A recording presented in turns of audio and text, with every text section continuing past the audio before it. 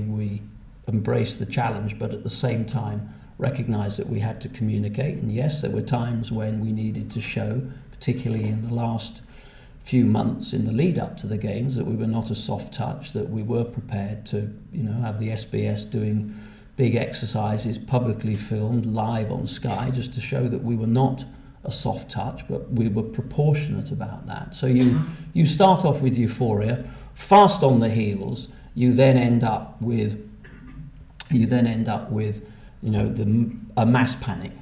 You look at the project, you see the thousands of moving parts. You go into, every country does it, every city does, but you go into that sort of phase where, are we really up to being able to do this?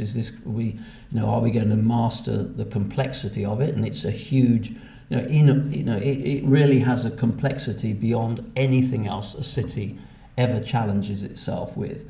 The ability to bring all that together over the space of 7 years is extraordinary. I mean, you are doing in 7 years what would normally take 50 years.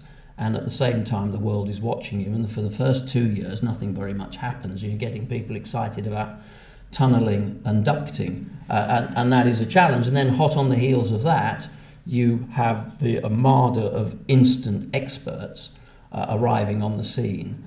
Where more and more people with less and less expertise maintain a running commentary, and they in turn elbow out of the way that happy band of Olympic beat writers who have made the effort to really understand what the project is, are able to put into a framework of maybe 5 or 6 games where they've reported on progress, and they get elbowed aside because suddenly the news becomes interesting, and it's probably normally around your ticketing policy and budgets, and that's a real challenge. And think about that in your own business. How many times have you been sailing along quite nicely, hit a crisis moment, and all the people that you've relied upon, who are the experts and the specialists in your field, particularly the journalists who maintain that running commentary, get moved aside, and in come the hard news journalists who really don't make much effort to understand the project, but see the word fiasco as the £50 note of journalistic currency. And there's quite a tough